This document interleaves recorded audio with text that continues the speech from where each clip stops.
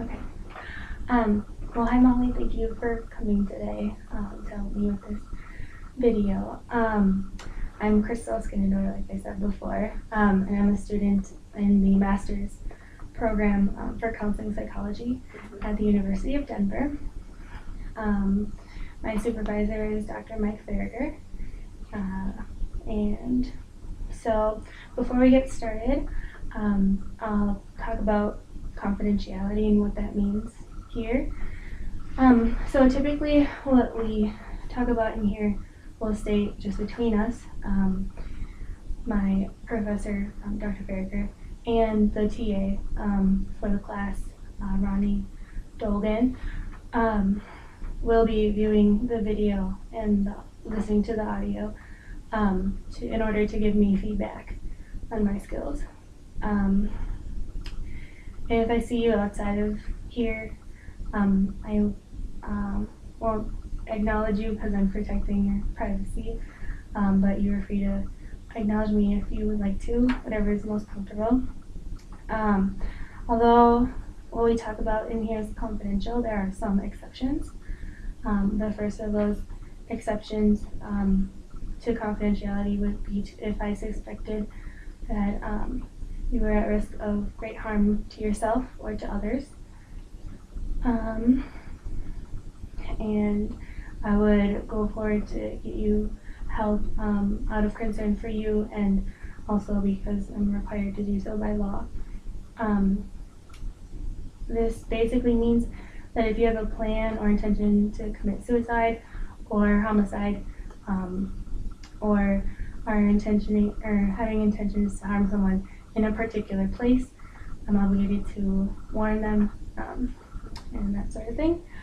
Also a mandatory reporter in the state of Colorado for child abuse and elder abuse. Doesn't necessarily mean that you are the one doing the abuse, but if that was one of the situations, then I would make a mandatory report. I'm also required to report any situation where it sounds like a child or elder is being abused. It could mean that I would need to report abuse that you have experienced or witnessed, even as an adult, when the abusive person may still have access to children or to elders. A judge or court of law can also request access to information about our session today, if it's related to a legal case. And these exceptions to confidentiality are pretty rare, but if they do happen, then that's what would happen, and I need you to be aware of that. So do you have any questions? Okay. All right.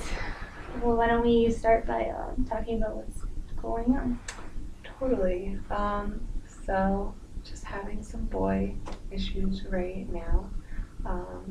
He's in a relationship for about 2 years, and then he found out that he cheated on me, and then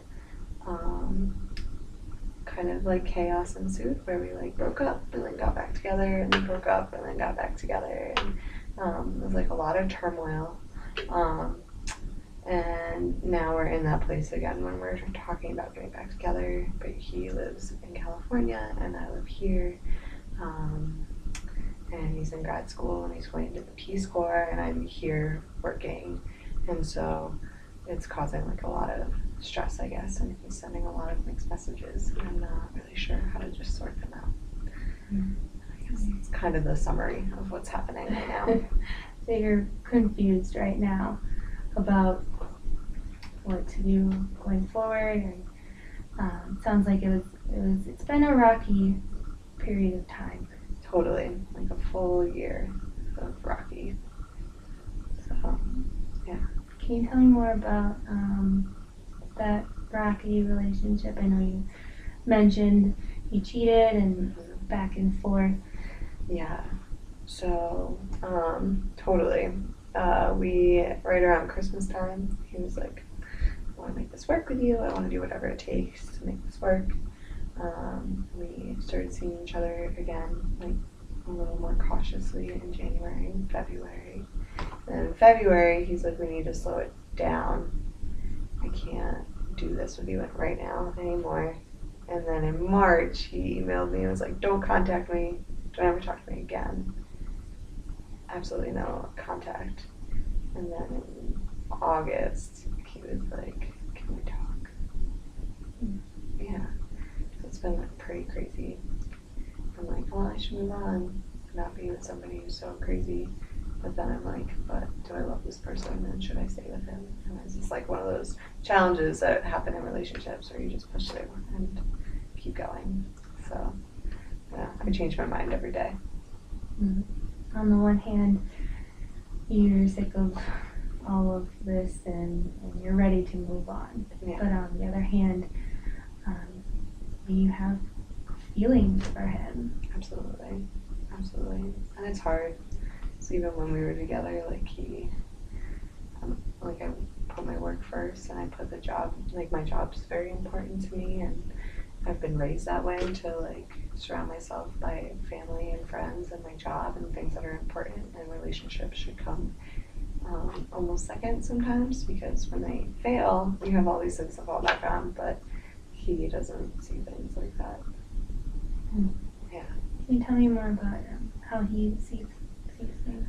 I mean, I think he was raised more traditionally than I was.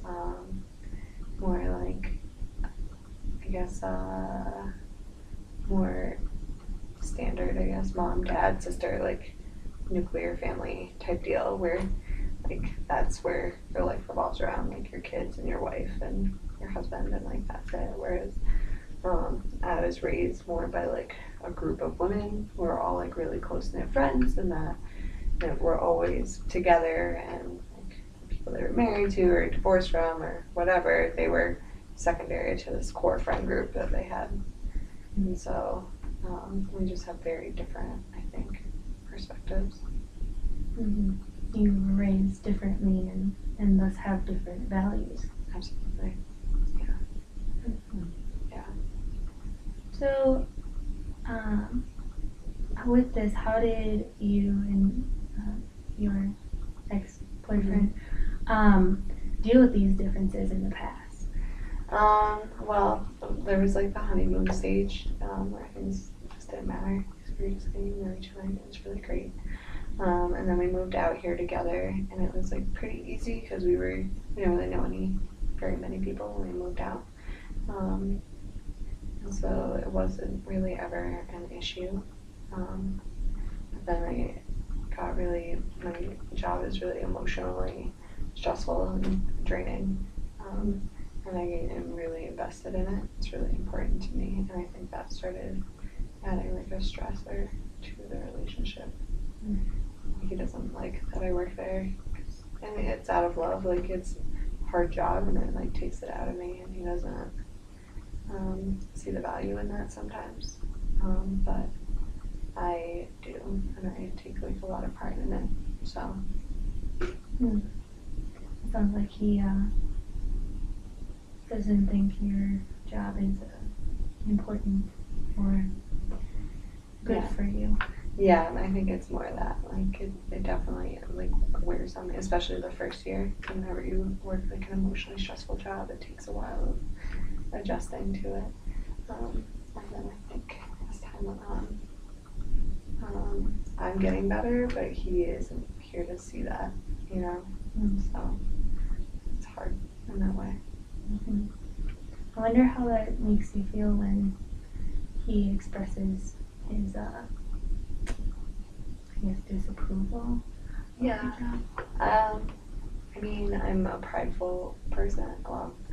Like again, his traditional values were like take care of the female and like all of these things, and it's noble and it comes from such a good place. Like he wouldn't let me drive. He wouldn't like when we first got together. Like he wasn't like cool with me driving, and like would be like, you don't need, like I'll drive, and like even my car would like drive my car with us in it, and I was like, I was just raised completely differently, and I take a lot of pride in my work and my independence, my ability to drive my own car, and I'm really good at my job, and I get a lot of joy from it. And so It's definitely, and I think he didn't have that kind of fulfillment when he was here. He didn't really have that job fulfillment that I feel, and I think that created some tension as well. Mm. So, and I'm stubborn and prideful and good at what I do, and I know I'm good at what I do, and so it was frustrating a lot of times. Mm-hmm. As you're talking, I can tell you're pretty confident and really like your independence. Absolutely. Yeah, it's something I've worked really hard to be good at. Mm-hmm. I wonder how that balances with being in a relationship then. It's hard. It's hard. I've never really been in a relationship before him. Like I had, but they were short or like long distance or whatever. It was the first time that I had to really be with another person, and we like lived together, like really like be with another human. It was really challenging in a lot of ways. I'm not good at making sacrifices because I was taught that you don't. So it was hard for sure. It's still hard. So. Mm-hmm.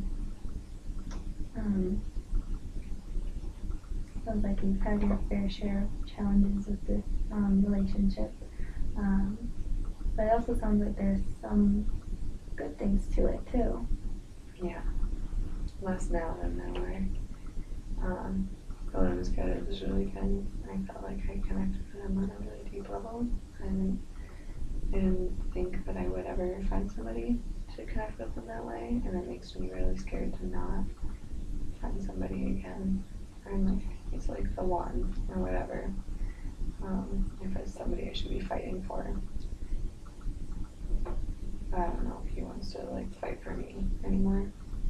I don't know if I'm just like beating a dead horse. You know? Mm-hmm. Yeah, it's hard to decide where to go next. Totally. Mm-hmm. You mentioned that now there's not so much good in the relationship or potential relationship again.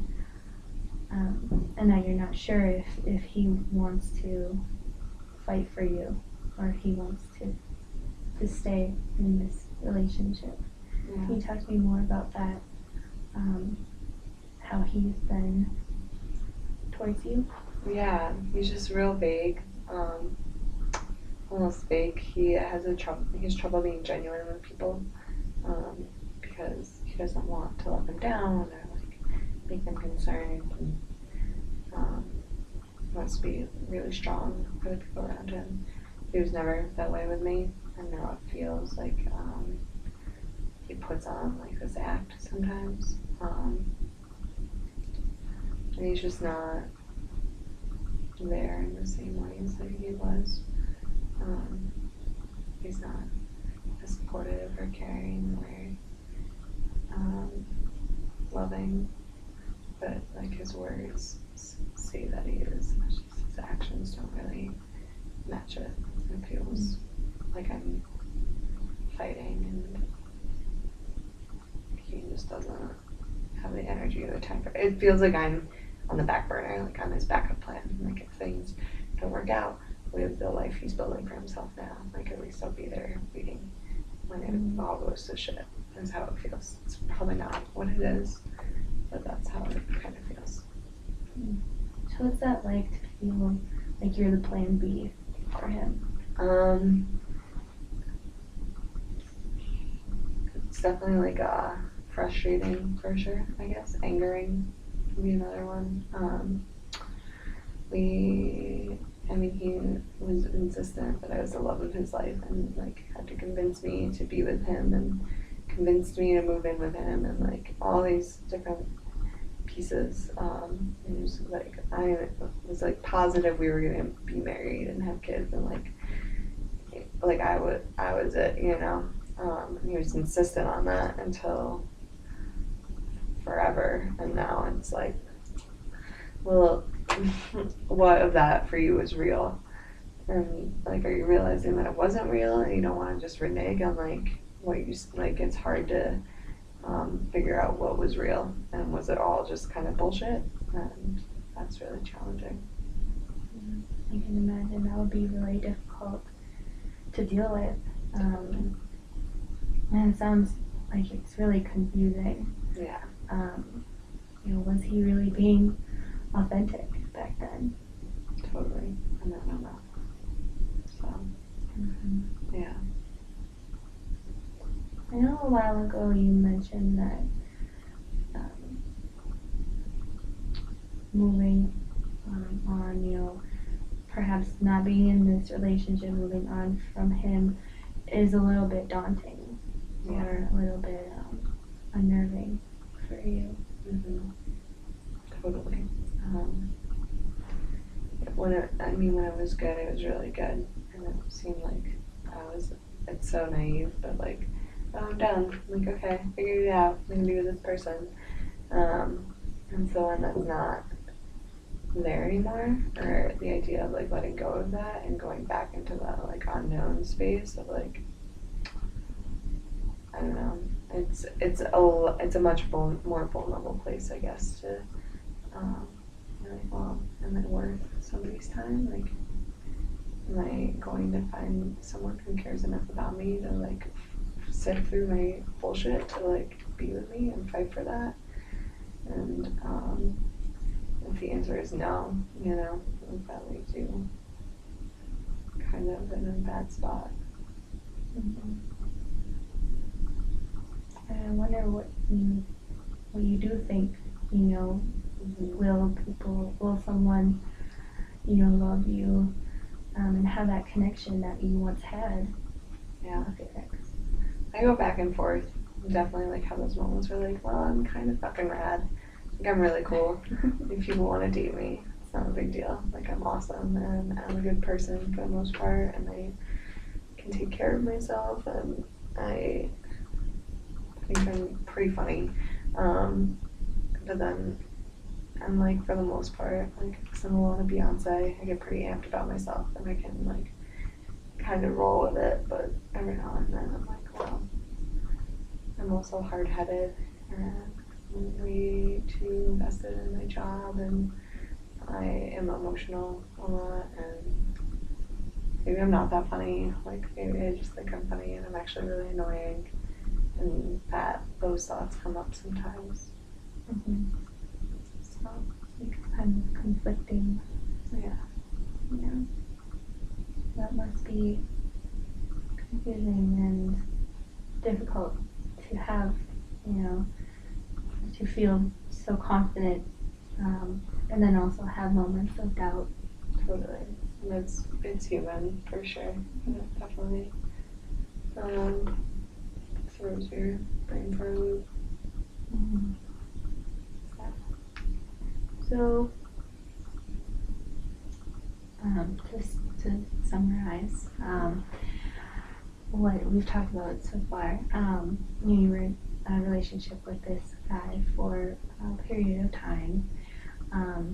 He cheated on you, and since then it's kind of been off and on rocky relationship. And now you're not sure, if he is willing to fight for you, if he is as invested in this relationship as you might be. Yeah. And it seems like you're kind of unsure of what to do, trying to, whether to fight for him, fight for the relationship, or to move on. Yeah. Did I leave anything else? You got it. Okay. Yeah, we had talked about some of your doubts about, future relationships. And you'd also mentioned that he had cheated on you, your ex had cheated on you in the past. I wonder if those two might be connected at all. I think they were at the beginning. It was like a really confusing time where we were talking about separating and we were still like sleeping together and he was still like hanging out with my parents, but then he was with someone else, and then he lied about it, and then I found out through his text messages. It was like a Lifetime movie. But I think as time has gone on, it was like super hurtful and super shitty, like the way he handled it and the way he went about it. But I don't necessarily think it's a reflection on. I did at first, like no question, but I don't think it's a reflection on me and who I am. It's a lot of his, like whatever needs he had at the time, and like his inability to, like I said, let somebody down and like hurt somebody, and his lack of genuineness was that he was just not able to find a way to tell me until I found out in a really painful, awful, terrible way. So I think they are, I'm sure parts of them are still linked, but I've been, I think, able to separate like my self-concept with his actions and behavior, and it wasn't a reflection of me, but more so a reflection of where he was in his life and what he needed. So yeah, it sounds like you've processed quite a bit of that. Yeah, it's been a year, so yeah, it took a few months of a lot of drinking and poor mistakes, but starting to figure things out. So yeah, That's good. yeah, It's it seems like you really are able to pull yourself together from when things happen that really throw you for a loop, and that's really admirable. Thank you. I appreciate that. So back when he cheated, I can imagine you felt pretty betrayed, and questioning, everything from that point to all of the relationship before that you found when you found out that he was cheating. And I wonder if that kind of doubting the authenticity of his love and affections for you translates to your doubts now. It kind of sounds like you're doubtful or questioning of future boyfriends or husbands' love. Totally, absolutely. I mean, there's no question about that. Like I said, he was my first, I guess, really deep, connected, he was entrenched in my life relationship, whereas before they were always, pretty separate from my main life of friends and family and loved ones and all that work. Everything was separate, they were always separate, and, this is the first one that he was, really entrenched, and, doubting the authenticity of that, I guess, yeah, so I guess if that wasn't real, I don't know how it would go if it was, you know what I mean? If it was a legitimate relationship and it was legitimately something, I don't know how it would end up and if it would go well. That's scary.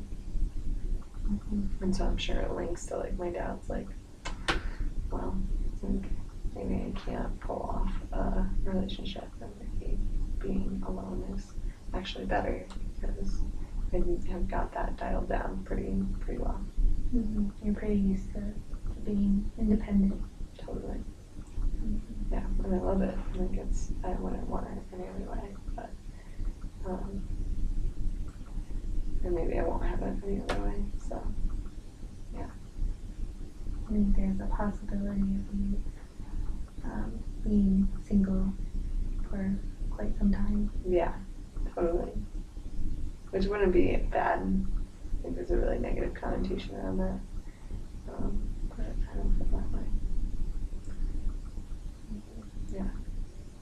Well, it's really good that you're able to be comfortable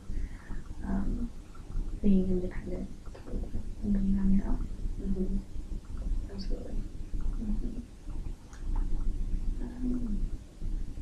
So it sounds like you don't need a relationship or you don't need a man. Yeah. I wonder if you want one. Probably not right now. Maybe down the line. Right now, I'm not really in a like trusting, healthy place with the idea of having a significant other. It probably won't be for a long time. But I'm sure eventually down the line, I'm gonna want to be with somebody again. I'm gonna come across someone who interests me again. Unless, but if it's him, I don't know. Maybe it's him. I don't know. It's very confusing. Life is very confusing. So. And if he is the one, your ex-boyfriend, if he is the one, and you do move on, what would that feel like? What would that be like for you? I don't know. I've been thinking like it would be devastating if like that was the person I was supposed to be with and I like missed out on that opportunity. But now recently I've been like, well, maybe he was the one in a lot of ways, but also he destroys me regularly. It makes me feel really shitty pretty frequently. And so maybe it's not worth waiting around for somebody that I connect with super well and whom I love very deeply if he's just gonna continue to find different manipulative ways. And it's not necessarily his fault. I don't think he's very aware of it, but just how painful he makes situations might not be worth being with somebody that I connect with if it's going to be tumultuous forever. And so far, it's proven that way. So. You mentioned that he destroys you. Can you talk more about that? Sure. Yeah, he is just so hot and cold that like I'll call him crying and leave a very tearful voicemail and I'll be like, well, I'm really busy. I can't really answer your phone call right now. I'm gonna feel like an idiot for being really vulnerable. I'll be like, well, fuck him. Like, I'm independent. Like, whatever. I'm gonna Beyonce out of here and I don't care and you're whatever. And then he'll send like a letter that's like, I love you so much. I'm so happy about the way things are going between us. And then it just like sends my head spinning because I don't. Or I'll be like, we should talk. Like, if we want to be together, we should like make a concrete plan at some point. Like, if I'm gonna move to the Philippines, like I need to start looking at what that looks like now. Like now, right now. And I'll be like, well, I don't know if that's really what's best for us. Like, and it's just like a back and forth and like up and down, and so I don't really know. It's destructive. Like, I think about it and I'm hot. Like, I'm not consistent because I can't be because he's not, and it's really challenging because I really like having consistency. So, yeah. Sounds like it's a roller coaster. Mm-hmm. Yeah, it's pretty challenging. It sounds stressful as well. Totally. Yeah. And it's all in my control, which is like his actions aren't in my control, but like mine are. You choose how you act and you choose how you react. My mom always said that to me, and I'm frustrated with myself for not acting like I should. I need to step up, I need to step up and be like, this isn't okay for me anymore. But that's a scary prospect because what if what if he's like, you know what, cool, I don't really like you that much anyway. Like that's scary. It's scary to think that he just doesn't care anymore. And then where does 3 years go? Like 2 years together and 1 year of like banging my head against a wall, trying to figure out what's going on, for me and him. So. Yeah, sounds frustrating. Yeah. You mentioned something about thinking about relocating to the Philippines, and you were trying to figure out what that would mean for your relationship. And you have to figure it out now, and he just doesn't want to deal with it. Yeah. I mean, he has his own stuff going on in grad school. And his life is completely independent of me right now, and my life is not completely independent of him. And that's hard to figure out. Maybe there's nothing to figure out. Maybe that's like a sign, you know? If he's not all about it, then I think maybe this isn't what's supposed to be happening right now. Do you think this is a healthy relationship? No, definitely not right now. No, I have very healthy relationships in my life. I have like extremely beautiful, healthy friendships that revolve around like love and support and kindness and like openness. There's no, this is not one of those right now, for sure.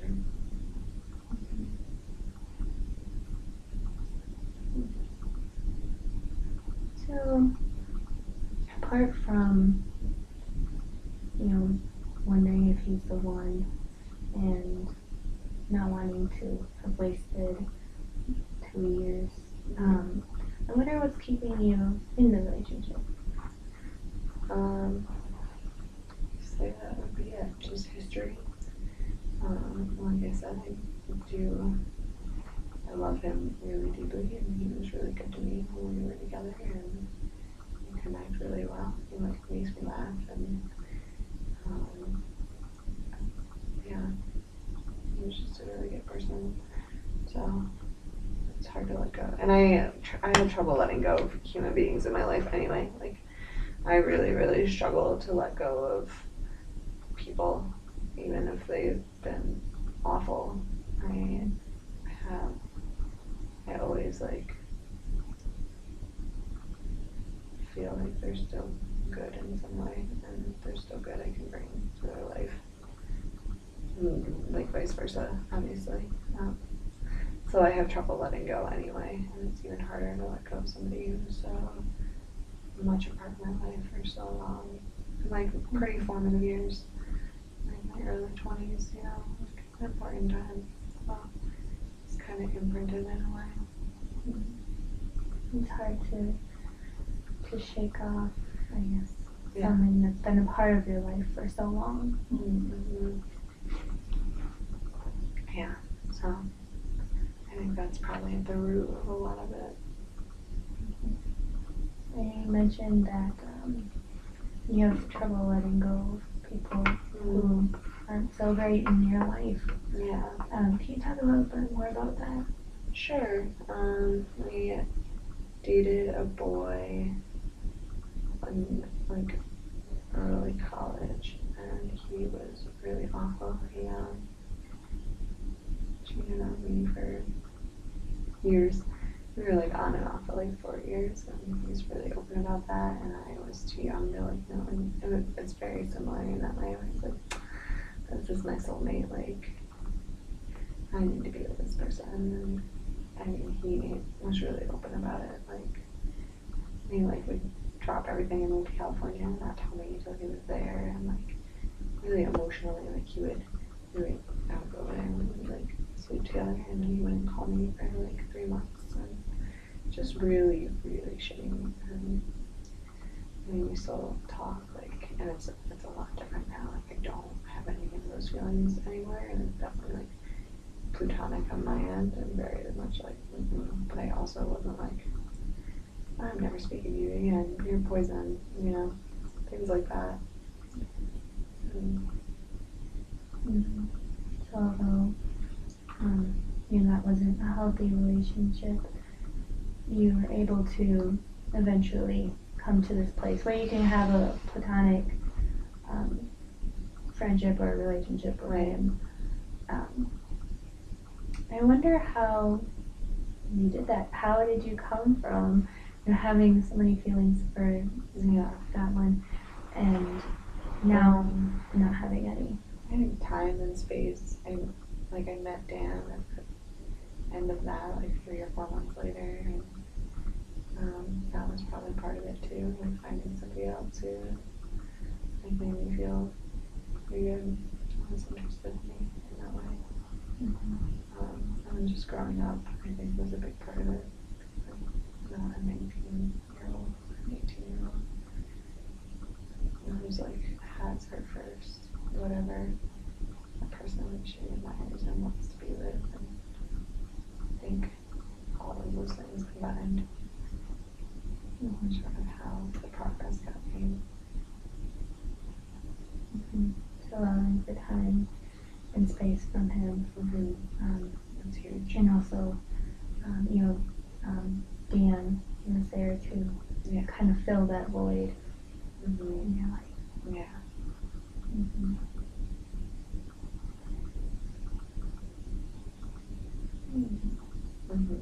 Yeah. That's pretty interesting. Do you think that giving yourself time and space from Dan might allow you to come to a platonic? In theory, hopefully, that could be how it works. But I'm not really sure. I'm sorry. So yeah, I'm not really positive about how it would work. It's uncertain how it'll go. And sometimes uncertainty can be a little scary. Totally.